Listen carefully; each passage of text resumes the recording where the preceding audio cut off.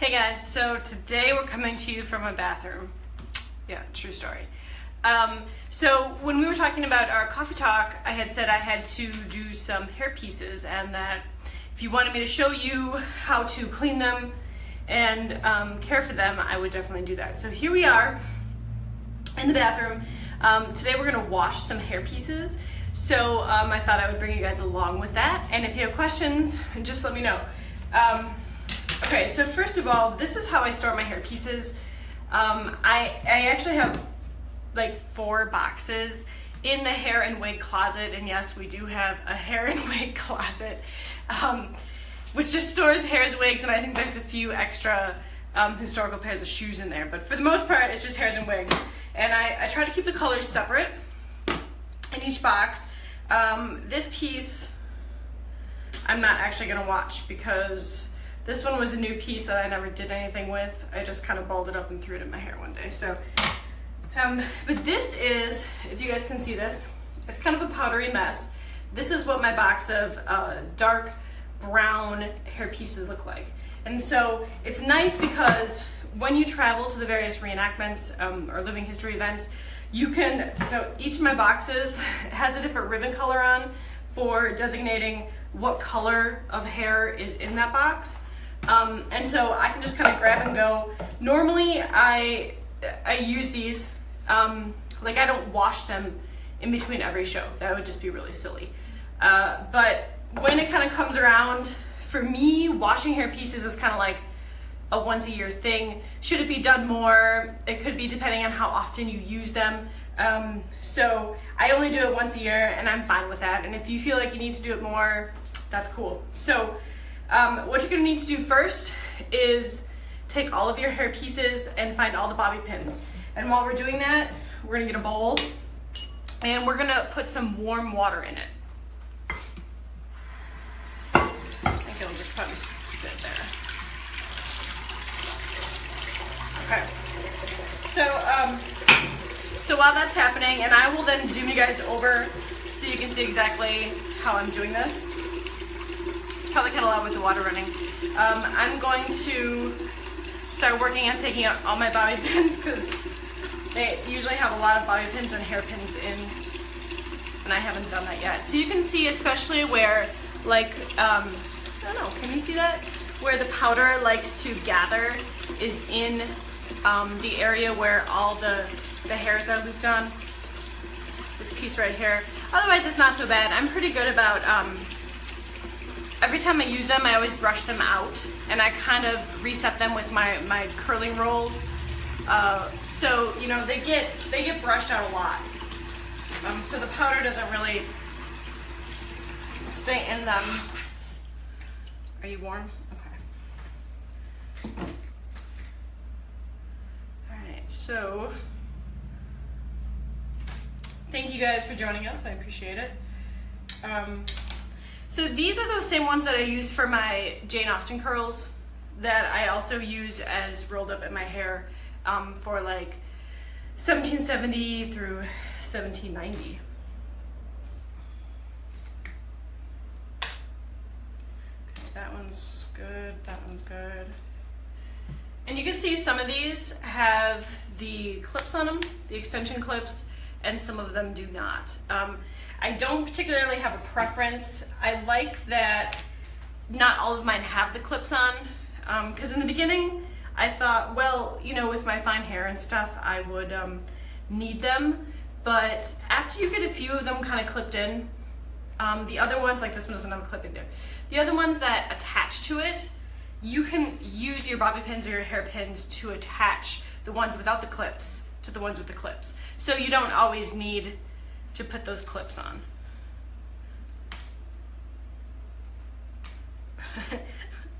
My colorful bobby pin array. Apparently I don't care what color bobby pins I use in my hair pieces because there's some blonde ones here as well. Usually I have them in a big bag, I know, which is really historical. Have them in a big bag and I just kind of grab. You can kind of see the dust falling from them a little bit.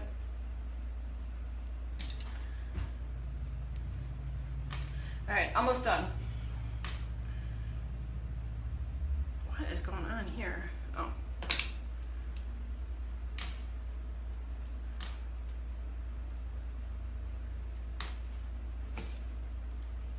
So this is a really good example. Look at, this one must have been like one of the first ones that went in because of all these pins in it, because then all the other hair pieces then kind of get pinned into this one. So I do use a lot of pins in my styles. I use both hairpins and bobby pins, even though bobby pins were not invented until the 1920s. But they work well for my purposes, so I use them anyway. Okay, and you can kind of tell these are like this one is a little greasy. It's got a little bit of heavy on the pomade there. Okay, so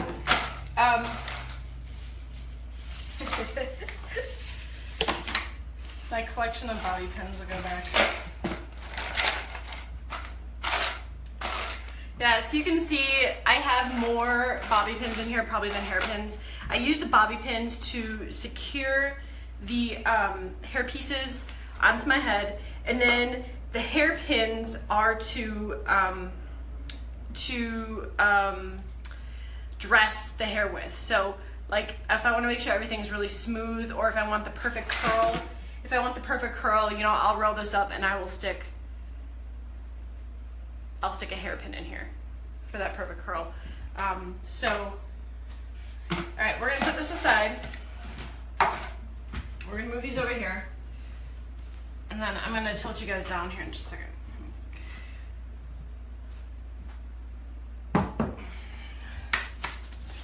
All right. Let's see if you can see. Okay.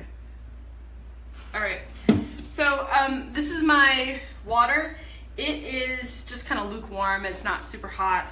The first thing that you need to do, you can't just dunk your hair pieces in. You have to get all the hair. If you have these extension clips, get all the hair out of the extension clips, and then you're gonna have to take a fine-tooth comb, and you're gonna have to. I like to at least comb through them once to try and get some of the excess powder out, and this is how I do it. You grab the whole piece, and I don't know if you can see it like falling out. Yeah, see, here's some gunk. And mine usually aren't too bad because I do brush them all the time, but there's a little bit of dust in there. And you just don't, you want to get it as clean as you can. Okay, so this is what came out of the first one. Like that's kind of gross, but that's powder and gunk and pomade. Okay, so this one right here is ready. Before we do that, we're gonna put some shampoo into the basin here. And normally I would use, when I do hair pieces, I normally use the Ion shampoos, which is a Sally product, but I'm out of the shampoo. I do have the conditioner, but I'm out of the shampoo. So I found VO5 today, and that's gonna have to work. Now, if you have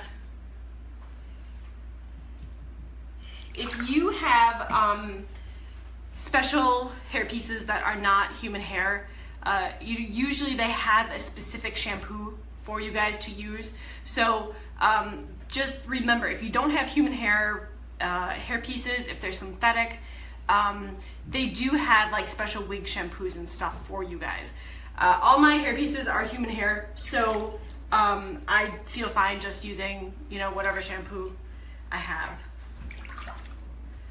Okay, so this is gonna be our first guy. He's gonna go in, and I just I make sure that all the hair is away from the comb, and I make sure the extension piece is shut, because you don't want that getting all messed up, because it's really annoying to have to comb that out. Oh, that VO5 smells really nice. Okay, so again, when you're combing your pieces, I'll start at the bottom, and then you can hold them and then comb them. And I'll show you kind of like what's in the sink after we're finished. And you may have to empty out your brush too, because this is all the powder and the goo coming off of them. Okay, and I just put it in and I'm letting it soak. Now, when I build these hair pieces for myself, I use whatever thread I have available, you know, to do these with. But if you want to be really specific and you go to a hairdressing place, they have thread for extensions that you guys can use. Sometimes I use like button thread, sometimes I just use regular thread, so I don't really have specifics. See, this is normally the size I use for the Jane Austen as well, but it works really nice just for short curls in the back. And once you pin that in on the side, you'll have really adorable curls. Okay.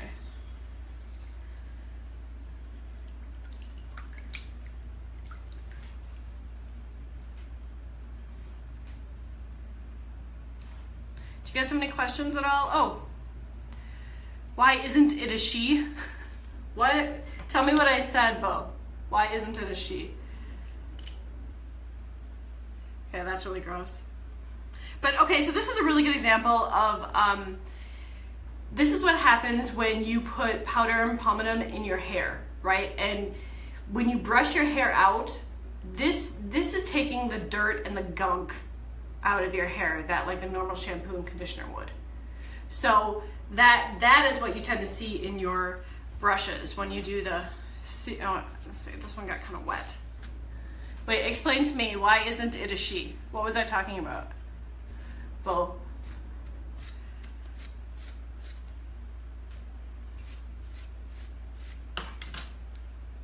okay, again, we're gonna make sure this is closed, okay? And we're gonna kind of pull it away because we don't want to get them in the prongs. We're just gonna kind of lay it in here. And you can see the powder and stuff like come off when you lay them in.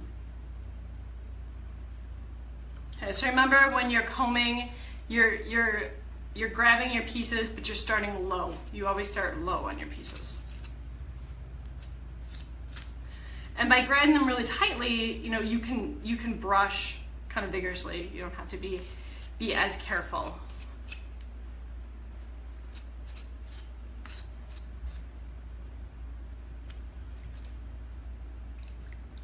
And you can do this in the tub too.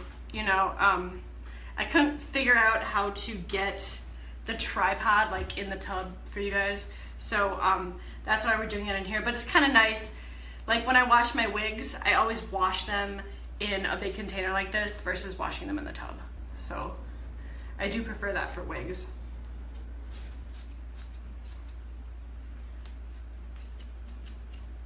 Sometimes too, after these are all washed and I look at the ends, and if the ends are really like just dry and frizzy, because these are human hair, so I don't mind taking hot irons to them too. Like now that we have the original traveling hot iron heaters that we take with us in the morning, if my curl is not doing what I need it to do, I just heat up a hot iron over the fire and use it. So, which is another nice thing about the human hair. You know, you can do that and you don't have to really worry about it. Some of the synthetic hair is really good these days, where you can use heat up to a certain degree, or up to certain degrees. So you just have to kind of look to see what type of hair pieces you're getting or what type of extensions you're getting. Now, like for a couple wigs that I have, I do have a couple synthetic wigs, so it's not like I use human hair all the time, but I think for extensions, they're very nice. I see this is a nice long one.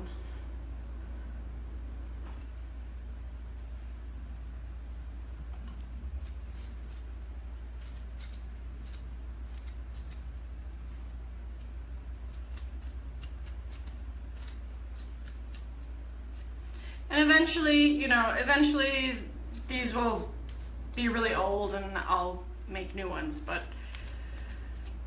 for now, you know, I think most of these are probably 2 years old already. Like the blonde ones that I have are like 8, 10 years old. And same with the like strawberry blonde. I have like 8 or 10 years old already, so they last a very long time. But by brushing them out, it helps prevent tangles when they're getting washed. It also helps kind of separate the hair strands, the hair fibers, so they can get cleaned out really well.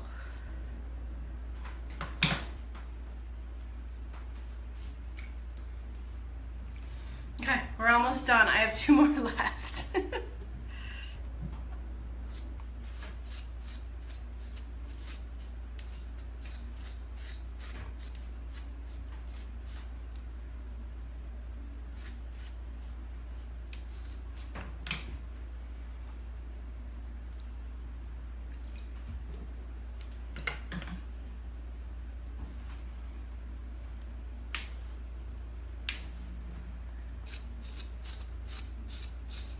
No questions? How you guys doing today? We have storms heading our way again tonight. The wind was so crazy last night that it actually broke the front door and blew the front door open, which was crazy exciting. So now I have to get like a new front door. Okay, so this is disgusting. This is absolutely disgusting, but that's what was in there. That's what came out. I'm gonna just tilt you guys down a little bit so you can see like how disgusting the sink is. But a lot of small bits and pieces of hair. Okay, we don't need to really look at that. So the next thing that's gonna happen is, I'm gonna wipe the sink out.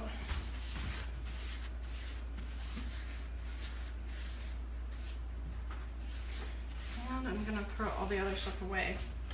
So now that they've been soaking in there, we're going to kind of give them a swoosh and a swirl.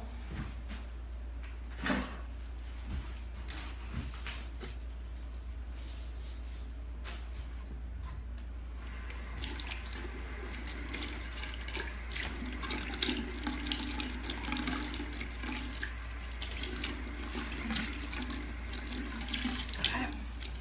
And so, I don't know, you guys, I think you can see this pretty well. Okay, so in preparation, I have a towel laid back there, which you can kind of see as well. So these have been soaking now for a little bit. I'll try and pull for the... Yeah, you can feel it in there. So I kind of like just to give them a little bit of a scrub, not anything really crazy. And then we're gonna rinse it off, and I use cold water. Actually, that's a little too cold. It should be warmer than that. Okay, lukewarm water, and I rinse.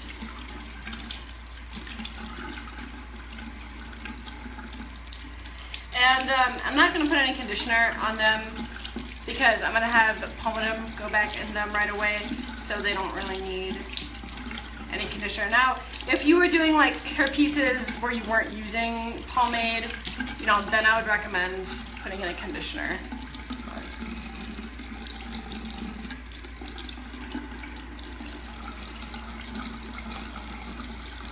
Yeah, so that's that. Now we're just gonna lay one right there.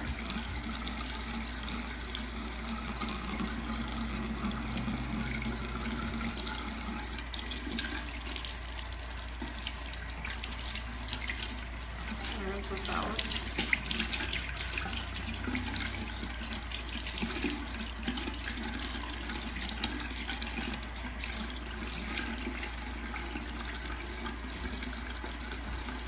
And it's good to lay them flat when they dry.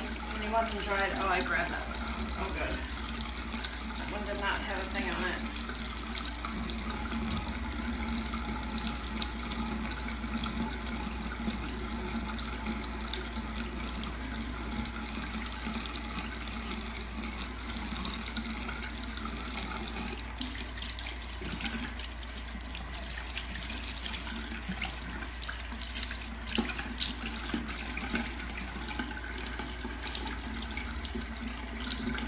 I'm not going to comb these now until they're dry, okay?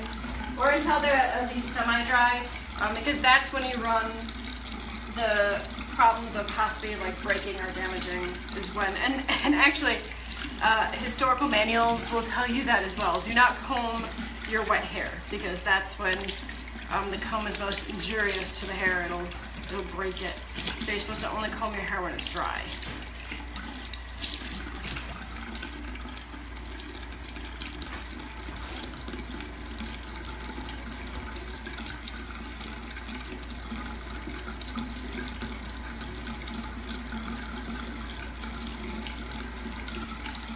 It's nice when you can take them out of the water and they lay flat and they're not every which direction.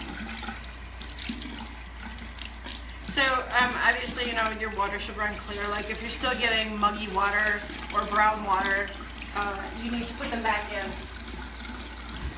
This water right here, you can see is kind of turning a brown color.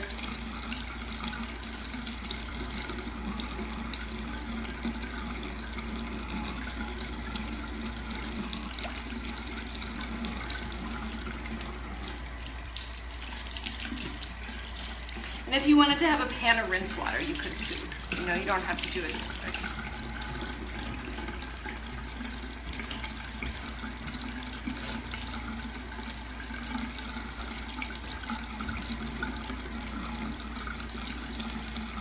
Okay.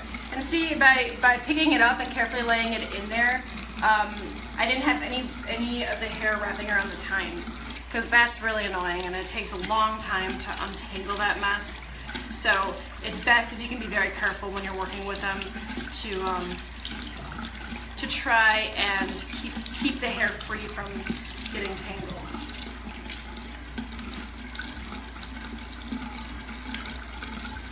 So all of these hair pieces that you see, if I do like a 1780s hairstyle with the way my hair is so fine and thin, I end up using all of these hair pieces plus the really big one that I use to like get the poof. So depending on what type of hair you have, you know, you can use a lot of hair pieces. It's not like I just use one or two hair pieces. If I'm doing a historical hairstyle, chances are there are many hair pieces on my head.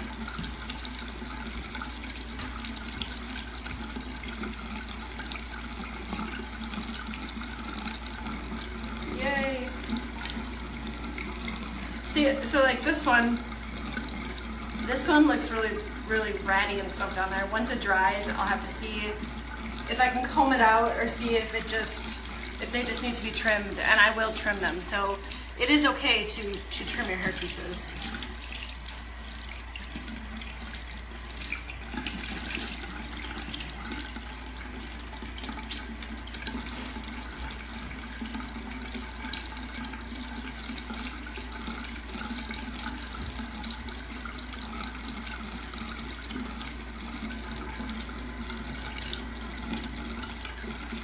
And so when I'm wringing the water out, I'm feeling for like sliminess or dirty, and if I don't feel that, then you know they're pretty clean. And remember, as long as your water is running clear when you're washing them, they're clean. If it's still dirty or cloudy, you know, then you'll probably have to put them back in. Or if it's really bad, if you have not washed your hair pieces in forever, you might even need to change your hair water. Let me just grab a towel real quick. And then let me grab you guys here. Okay, so this is the dirty water. It's pretty gross, right? It's pretty gross. But now they haven't really been washed in a year. So as soon as this stuff all dries, then I'm gonna brush them out with a boar bristle brush. So I'm not gonna be using this brush anymore. Right, I'm going to be using the boar bristle brush to brush them out very gently, and then I'm going to put some pomatum in, and we're going to set them. So I was looking for my bag of curlers to set them, and I only found these, so my other bag must be in my trunk. But I have two separate bags. So this is the medium large bag of curlers, and the reasons I have them separated are because if you're doing a vintage hairstyle, you're going to want to use the medium and the large curlers for your vintage hairstyle. If you're doing a historical hairstyle, you know, like Regency curls and such, it's better to have the small rollers. So I have them separated because then I don't have to worry about like picking them out later or where to find them for what size that I need. And so let me just flip you over here. You over here, okay. So this is how they're kind of all laid out. This is the one that I was questioning. I'll probably have to cut it off a little bit, cut the ends off a little bit. But you know, overall they look really good, and it didn't take that long really. And I was careful when I put all of them in so we didn't have any entanglements. Some of them don't have clips on, and that's fine too. And we have quite the mess on the sink. So let me flip you guys back. Okay, so that is pretty much it as far as washing. I can show you guys how I set them. It's not that hard. You know, you're just gently combing them out and putting pomatum and powder on, or just pomatum. Sometimes I do both, sometimes I don't. For this instance, for the Jane Austen Festival, I will probably just set them with pomade, because after the festival for like Fair New Boston and all the other ones, they're gonna get plenty of powder. So yeah, if you guys don't have any questions, I think that I will let you go. Today is definitely like a no makeup day. I'm just running around trying to get last minute stuff done for the event. I'm also painting a brand new apothecary piece that Patrick made, so that's always fun. I don't get to paint very much anymore. So okay, well, thank you guys for joining, and we will see you later. All right, take care.